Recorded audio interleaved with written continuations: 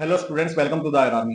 देखिए, बहुत सारे स्टूडेंट्स के मेरे पास डीएम आते हैं, कमेंट आते हैं कि जब वो कोई कोचिंग टेस्ट सीरीज अटेम्प्ट करते हैं या प्रीवियस ईयर क्वेश्चन अटेम्प्ट करते हैं तो 50% नंबर आ रहे हैं या 50% से कम आ रहे हैं।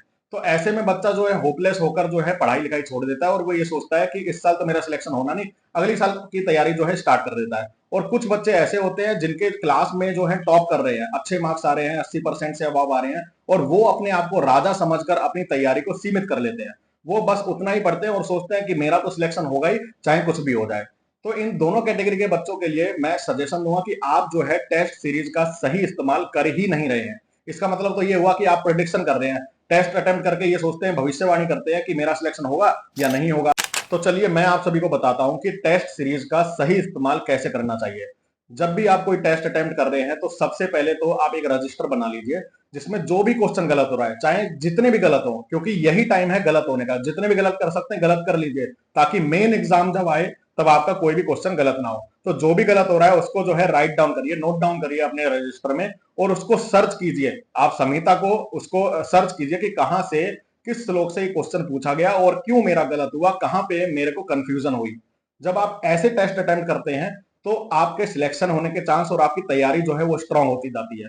ठीक है कि आयुर्वेद में बात करें तो टेस्ट सीरीज का बस इतना ही फायदा है कि आपका कोई भी टॉपिक अगर रह जाता है पढ़ाई करते समय तो आपको पता चल जाए कि इस टॉपिक से ऐसे क्वेश्चन पूछा गया, या कोई टॉपिक या कोई श्लोक जो है आपको समझ नहीं आ रहा है या आपने छोड़ा हुआ है, और आप जब उसका क्वेश्चन अटेम्प्ट करते हैं तो आपको आइडिया लग जाता है कि वो वाला पॉइंट इंपॉर्टेंट है, यहां से क्वेश्चन ऐसे पूछा जा सकता है। बस इतना ही महत्व है, क्योंकि हमारे कोई एसएससी के एग्जाम या कोई यूपीएससी या कोई इंजीनियरिंग सर्विस के एग्जाम तो है नहीं जिसमें हमको फिजिक्स, मैथ्स, केमिस्ट्री या बहुत ज्यादा जो है फॉर्मूला लगाने या 10 मिनट लगेगा क्वेश्चन सॉल्व करने में।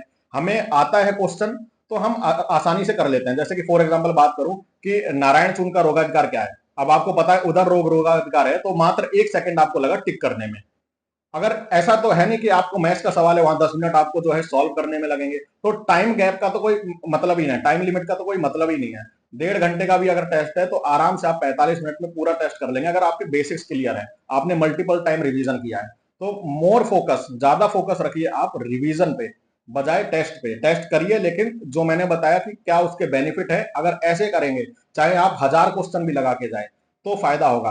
आजकल क्या ट्रेंड चल रहा है कोचिंग में कि 20,000 क्वेश्चन की एमसीक्यू टेस्ट सीरीज बेची जाती है, 50,000 क्वेश्चन की। और उनके क्वेश्चन की अगर क्वालिटी की बात करें तो क्वेश्चन भी ऐसे होते हैं जैसे कि मन के 2 गुण क्या है, आप मन के कितने गुण है तो आपको पता है 2 गुण है। दूसरा क्वेश्चन पूछ लिया, मन के दिए गए ऑप्शन में से गुण पहचानिए। तीसरा क्वेश्चन हो गया, दिए गए ऑप्शन में से कौन सा मन का गुण नहीं है वो पहचानिए। तो ये क्वेश्चन बेकार के क्वेश्चन, इनका कोई फायदा नहीं है। आप जो है सही से आप टॉपिक और बेसिक्स क्लियर कीजिए, क्योंकि अगर आपको श्लोक याद है या आपको पता है कि अनुत्तम च एकत्वम दो गुणों मन से स्मृत है, तो बात वहीं खत्म हो जाती है। तो इसलिए जो है फोकस कीजिए, मल्टीपल रिवीजन कीजिए, और टेस्ट अटेम्प्ट करके होपलेस मत होइए। ऐसे भी बच्चे देखे गए हैं जो बहुत अच्छे नंबर क्लास टेस्ट में ला रहे हैं लेकिन सिलेक्शन नहीं होता है, 2000 रैंक से भी ज्यादा उनकी रैंक आ जाती है, कोई गवर्नमेंट कॉलेज तक नहीं मिलता है। और ऐसे बच्चे भी देखें जो 50% से कम क्लास टेस्ट में ला रहे हैं, और जब फाइनल एग्जाम होता है फाइनल डे पे और उनका जो है कॉन्फिडेंस अच्छा होता है तो उनका सिलेक्शन हो जाता है। तो इसलिए आप अपने पे सेल्फ कॉन्फिडेंस रखिए, मोटिवेटेड रहिए, पढ़ते रहिए। जय हिंद, जय आयुर्वेद।